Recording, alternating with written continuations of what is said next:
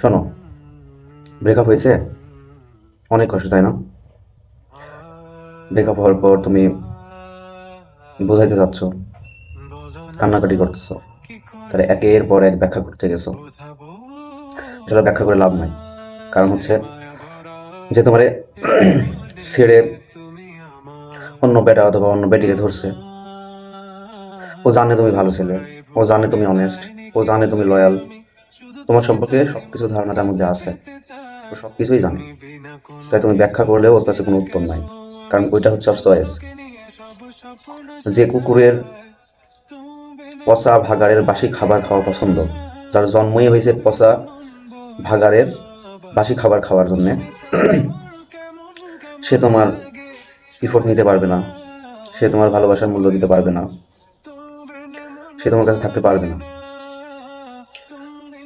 তো কোনো ব্যাখ্যা, কান্নাকাটি, ইমোশনস কোনো কিচ্ছু দিয়ে লাভ নাই। তোমাকে জাস্ট সরে আসতে হবে নিজের মান সম্মান নিয়ে। তার মধ্যে কোনো কৃতজ্ঞতা বোধ কাজ করবে না। তোমার মান সম্মান শেষ করতে, তোমাকে শেষ করতে যা করা লাগবে সেটা করবে। তো এদের কাছে থেকে তো তোমার কোনো লাভ নাই, এটা তোমার যোগ্য নয়, তোমার যোগ্যতার মূল্যায়ন এটা করতে পারবে না। এই অবস্থায় তোমার একটাই উচিত হবে, সেটা হচ্ছে যে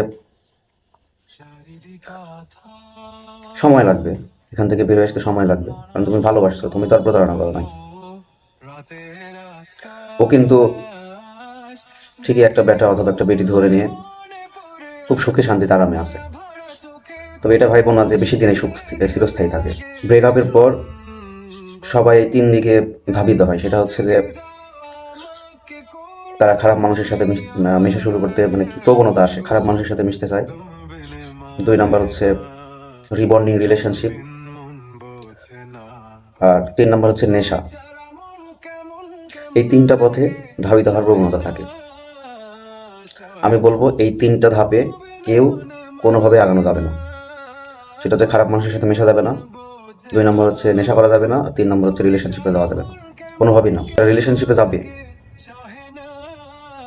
ওই কন্ডিশনে কিন্তু মানুষ ভালনারেবল অবস্থায় থাকে, প্রচণ্ড পরিমাণ দুর্বল আর ইমোশনাল। কারণ ওই সময় মানুষের মন একদম পুরোপুরি শূন্য থাকে, ফাঁকা থাকে। তারা চাবে যে সেটা ভরাইতে, তোমার মনটাও চাবে যে ওই শূন্যস্থান কেউ ভরাই দিক, ওই গ্যাপটা ভরাই দিক। তো এটা আসলে হয় না। তুমি যদি ওই সময় যাও তাহলে তুমি তোমার জন্য পারফেক্ট মানুষ নির্বাচন করতে পারবে না। ওই সেম ভুল আবার হবে, আবার তোমার ছেড়ে চলে যাবে, তোমাকে আবার মুভ অন করতে হবে। তার মানে আলটিমেট তুমি কষ্ট তো পাইলাই, তুমি আবার কষ্ট পাবা। সেকেন্ড বার কষ্ট পাওয়ার পর ওখান থেকে ফিরে আসা তো সহজ না। আমি বলবো রিলেশনশিপ ব্রেকআপ হয়েছে, তুমি তোমার যেটা পছন্দ করো কাজ, মানে তোমাকে ভালো পথে আগাইতে হবে আর কি। তোমার মুভ অনের তরিকা হবে হচ্ছে পজিটিভ, কোনো পথে যাওয়া যাবে না। তোমার যদি কোনো বন্ধু কোনো খারাপ পথের পরামর্শ দেয়, স্কিপ করো, প্রয়োজনে কথা বলে বাদ দাও।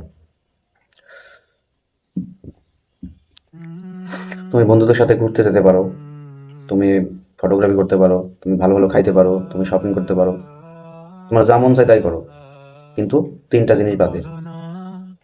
অন্তত পক্ষে নিজেকে হিল করা পর্যন্ত তোমাকে আটকাইতে হবে। তুমি কোথাও শান্তি পাবে না। তুমি সম্পর্কে গেলে জীবনে শান্তি দিতেও পারবে না, শান্তি পাবো না। অন্তত পক্ষে 6 মাস 1 বছর নিজেকে হিল হওয়া পর্যন্ত এগুলোতে যাওয়া যাবে না। এই বিষয়গুলো মেনে চলার চেষ্টা করবে, তাহলে এখান থেকে বেরিয়ে আসতে পারবা। আর পচা ভাগাড় যদি কখনো ফিরে আসে, পচা ভাগাড়ের তো একটাই যোগ্যতা, সেটা বিভিন্ন জায়গায় মুখ মারবে, না বসালে তোমার কাছে চলে আসবে। যদি না আসে খুবই ভালো, বেঁচে গেলাম। যদি আসে টোটালি কন্ট্যাক্ট হোক, নো কন্ট্যাক্ট ভাঙা যাবে না, যাবে না, যাবে না। এটা ফরএভারের জন্য, কোনো অ্যাক্সেস নাই, ঠিক আছে?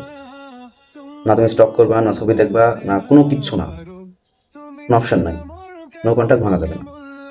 এটা রেজাল্ট 6 মাস 1 বছর পর।